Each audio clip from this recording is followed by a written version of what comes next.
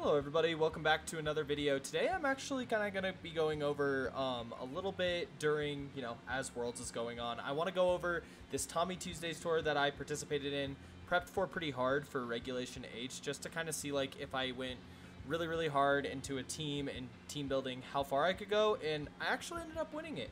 So I kind of wanted to go over my run really quick and break down the team a little bit just so you guys can think of different ways to utilize Mons in Regulation H and just kind of get your brains flowing. That's what I want to do. That's what I want to help out with. So please share this around.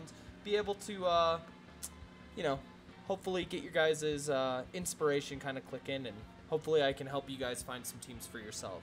So I ended up, as I said, placing first with my team of, we'll even dive in right here, of Armarouge and Didi, Tyranitar, Amoonguss, Palmot, and Blood Moon Ursaluna.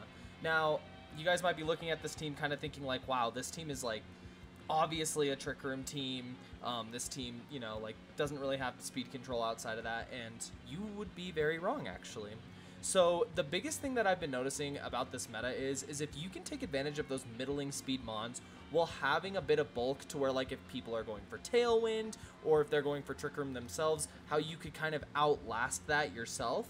And I really wanted to think about that and really wanted to take advantage of both sides of the spectrum. So this is what I came up with.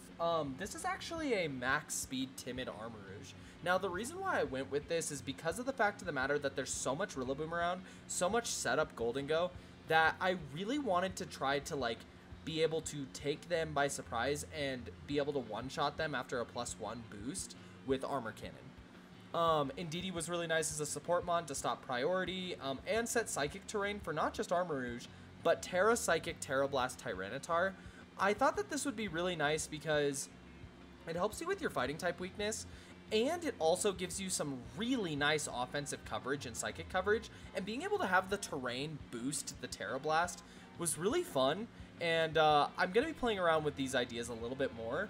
These three right here are definitely going to be on future builds of my teams, so keep an eye out for that, of course. But I really do recommend, if you guys have not tried Tyranitar, I think Tyranitar is in such a good spot right now because of all the rain going around, and especially because almost every single Pelipper is running that Focus Sash variant. You want to try to make sure that, like, you can break that Sash in the easiest way possible, and I just think having Tyranitar being able to just go, okay, I'm just going to break it by just existing is really nice. Next up, very standard Blood Moon Ursaluna, kind of a middling speed tier, a little bit more bulky on the defensive side, but with max special attack. I really wanted to make sure that this Blood Moon specifically could just create an immense amount of offensive pressure and take advantage of not just Trick Room, but Nuzzle from Palmot as well. So that's my other form of speed control, is Nuzzle. And the reason why I decided to go with this Clear Amulet Palmot was I didn't want close combat to be mitigated by Incineroar. I wanted to still be able to one-shot Incineroars. Well, most of them anyways. And Nuzzle was really nice to be able to set up the rest of my team and being able to capitalize. Mostly Armarouge, Blood Moon, and Tyranitar could capitalize off of it. Indeedee, of course, like, Dazzling Gleam's nice, but that was mostly to break sashes. But yeah, Revival Blessing came in clutch so much more than I expected. And Clear Amulet, like, you can honestly play around Intimidate in this meta. Like, I promise you can. So I would probably, even though I have Sand, still switch this to maybe Focus Sash. Moving forward. And then finally, my Amoonguss. Now, Amoonguss was literally for heavy Trick Room teams. And I just really wanted it to be there just to kind of, like, be there. I know it's not the most elegant answer for everybody to be able to be like, oh, well, why specifically Amoonguss? Amoonguss was literally there just so they had to respect it. It really didn't come to much games. I think I brought it once out of the entire tournament. So, like, being able to see, like, this was right here was one of the easiest things for me, was just to kind of have this in team preview so people would have to respect it. A lot of really cool teams in this tournament, though, and it was just a lot of fun to be able to kind of see, like, this team do as well as it did.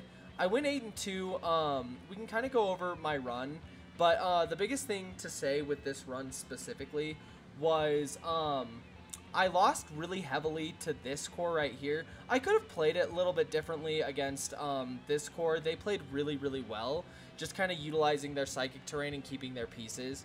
So this one I just got, to be honest, player diffed. They played super, super well.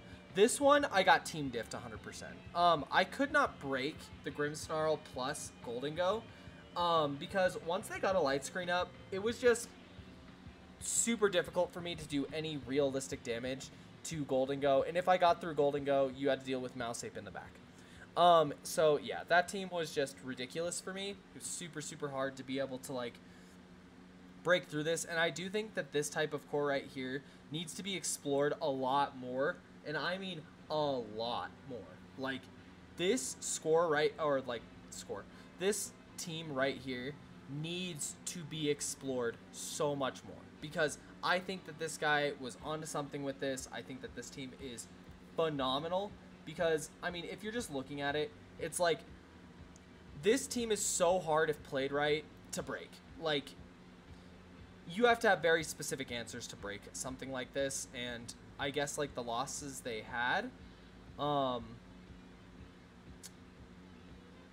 yeah, I mean, it just looks like in top 16, you know, they had to battle this like Mudsdale with Primarina and Weezing stuff, which I could see like where it could be a little bit more difficult, but like I do think that this team could have beaten something like that as well, just because like the damage mitigation here, Sinister healing, it is so nice. It is so nice.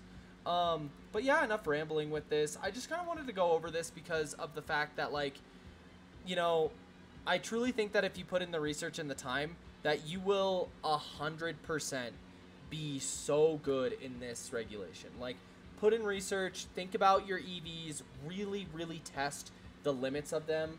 But I did just want to go over a quick video on how Armarouge can take a tournament for you.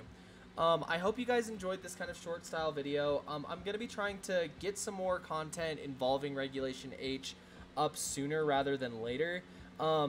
Most likely this week I will be doing a longer video involving me doing a tour and testing out to see, like, you know, if I can pull off another win. I really think that this type of idea worked really well, but I am very excited to try some new ideas. I just released some shorts involving the Kanto starters, so a little bit of spoiler, I'm probably going to be trying a little bit of a Sun team this week, so with Venusaur. So I'm going to end it there. I hope you guys have a wonderful rest of the day. Continue to live large. Thank you so much,